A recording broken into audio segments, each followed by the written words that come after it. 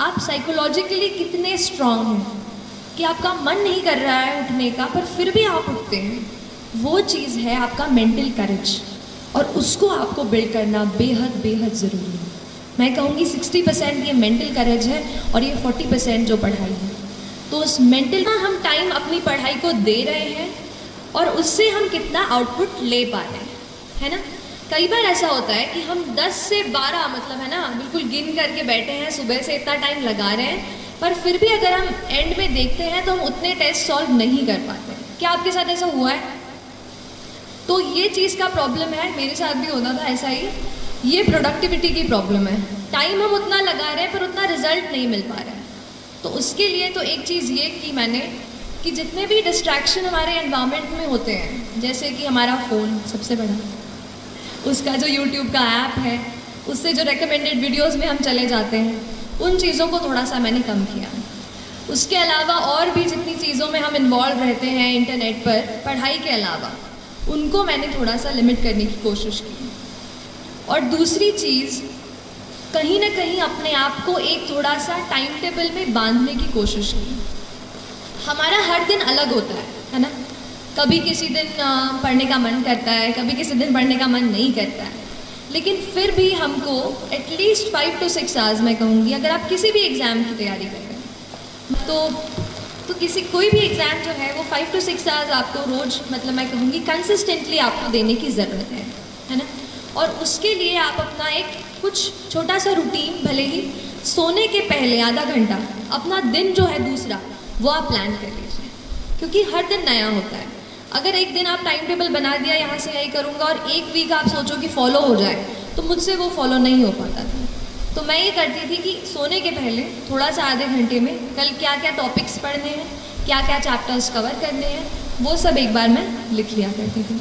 देखिए, अगर हम अभी आपसे बात कर रहे हैं तो वहाँ कोई दिल्ली में बच्चा बैठा है जो पॉलिटी की लक्ष्मीकांत खोल करके दूसरा पेज पूरा रट रहा होगा। बात सही है?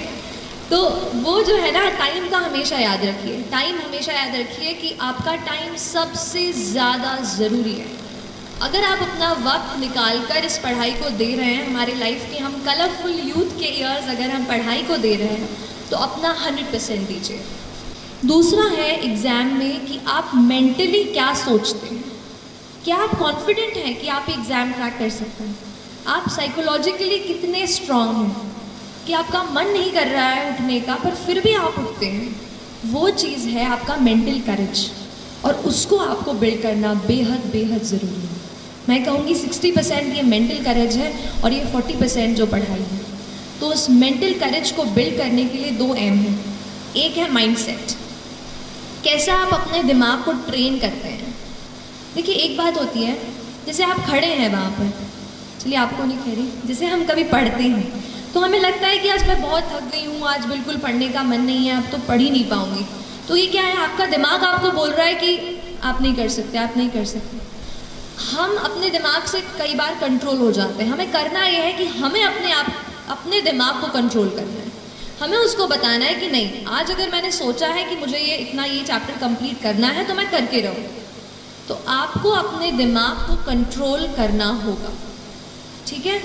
जब तक हम अपने माइंड को, अपने हार्ट को नहीं एक जगह फोकस कर पाएंगे, तब तक हम अच्छे से फोकस नहीं कर पाएंगे। तो ये चीज़ आप अपने आप को ज़रूर बताते रहिए। और जो दूसरा एम की मैं बात करती हूँ वो है मोटिवेशन।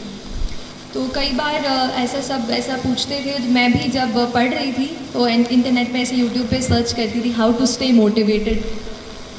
तो लेकिन वो चीज़ मुझे बाद में समझ आई कि बाहर का कोई इंसान मुझे नहीं बता सकता कि how will I stay motivated. तो फिर थोड़ा अंदर मुझे झांकना पड़ा और तब मुझे समझ आया कि मैं कैसे मोटिवेट हूँ। तो फिर जब आपको मन करे ना कि आज तो हो गया, आज बहुत पढ़ाई कर ली, तब अपने आप से पूछो कि ऐसा क्या है जिसने मुझे पुश किया कि मैं ये करियर चुनूँ। ऐसा क्यों है कि मैं एसएसबी के एग्ज़ाम के लिए बैठ रही हूँ या बैठ रहा हूँ। Why is it? अगर आपका वाई तगड़ा है ना, तो आप पूरी जर्नी से अच्छे से निकल जाओगे। इसलिए अपने वाई को, why do you want to join the civil service, why do you want to clear this exam, that is very very important.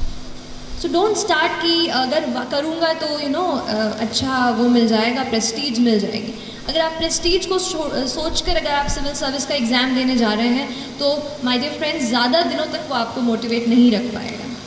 Motivation आपको कहीं ऐसी जगह से आना चाहिए कि अगर आप कहीं जा रहे हो, किसी बच्चे को देख रहे हो, किसी दुकान पर काम करते हो, तो क्या आप ये सोचते हैं कि वो बच्चा वहाँ पे नहीं होना चाहिए, वो बच्चा अभी स्कूल में होना चाहिए? क्या हम कुछ कर सकते हैं अपनी पढ़ाई से? क्या हम किसी ऐसे पोजीशन पे पहुँच सकते हैं कि उस बच्चे को वहाँ से निकाल कर स्कूल में भर्ती करा दें? तो ये चीज़ आपको मोटिवेट करनी चाहिए। जिस दिन आप सोसाइटी से जुड़ने लगेंगे और समझने लगेंगे कि कुछ और लोग हैं जो अनफॉर्चुनेट हैं, हम बहुत लकी हैं और हम उनकी मदद कैसे करें, तो फिर बहुत जर्नी जो है ना आसान हो जाती है। तो एक ये चीज़ मोटिवेशन की थी कि आप खुद अपने आप को मोटिवेट करिए।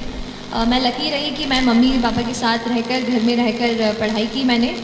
तो जब भी कभी बोर होती थी, मम्मी से बातचीत कर लेती थी किसी टॉपिक के बारे में। आप भी अपने मम्मा से, पापा से या योर फ्रेंड, आपके भाई बहन जो भी हों, उनसे इस बात का डिस्कशन करें और इसे फोकस बनाया है। अगर you have decided that this is something that you have to do in your life, so I tell you there is nothing more powerful in this universe than a human being with a purpose. You know, if हम एक human being हैं, we are a ball of energy. अगर हम ये decide कर लें that we have a purpose in mind, then nobody can stop us. Believe in this thought. मैं यहाँ पे बिल्कुल वो चीज़ फॉलो करके आपके सामने खड़ी हूँ, and you can be here as well, है ना? तो please believe in yourself, don't get demotivated. If you get, फिर से अपने आप को ट्रैक पे ले आओ